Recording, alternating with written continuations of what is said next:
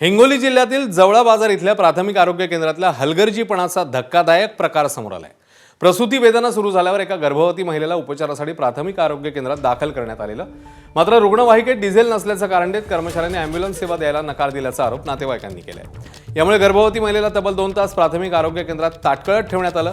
परिस्थिती गंभीर होत असतानाही वेळेत रुग्णवाहिका उपलब्ध झाली नाही। अखेर नातेवाईकांनी खासगी रुग्णवाहिकेची व्यवस्था करत महिलेला हिंगोली जिल्हा शासकीय रुग्णालयात दाखल केलं, मात्र उपचारादरम्यान नवजात बाळाचा मृत्यू झालाय। या घटनेमुळे संतप्त नातेवाईकांनी प्राथमिक आरोग्य केंद्रातील जबाबदार अधिकारी आणि कर्मचारी यांच्यावर कठोर कारवाईची मागणी केली आहे।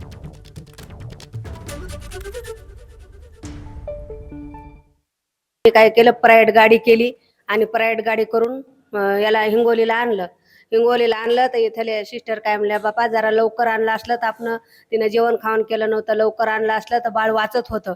बाळाचं आपण शिजर करून काढून घेत होते, तर शिजरला लेट झालं। मग ॲम्ब्युलन्समुळं शिजरला लेट झालं। ॲम्ब्युलन्सवाले म्हणले काय, ती बाई म्हणली डिझेलमुळं आणि ॲम्ब्युलन्समुळं लेट झालं, तर माझा बाळ आता मेलं, माझ्या मुलीचं बाळ मेलं।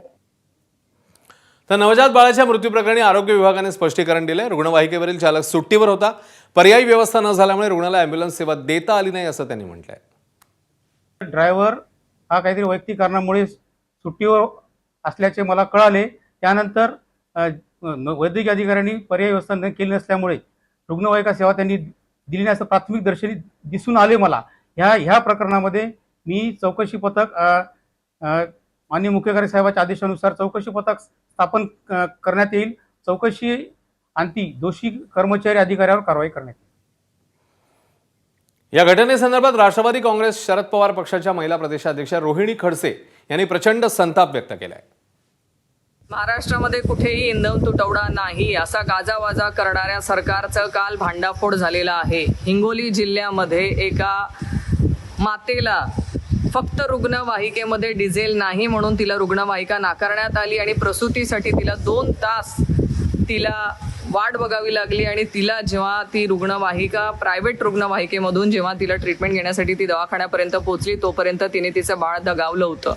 माझी सरकारला या निमित्ताने विचारणा आहे की ह्या सगळ्या प्रकरणामध्ये नेमकं दोषी कोण आहे? तुमची आरोग्य व्यवस्था दोषी आहे, तुमचे तिथल्या प्रशासक जबाबदार आहे का तुम्ही स्वतः जबाबदार आहेत? एबीपी माझा, उघडा डोळे बघा नीट।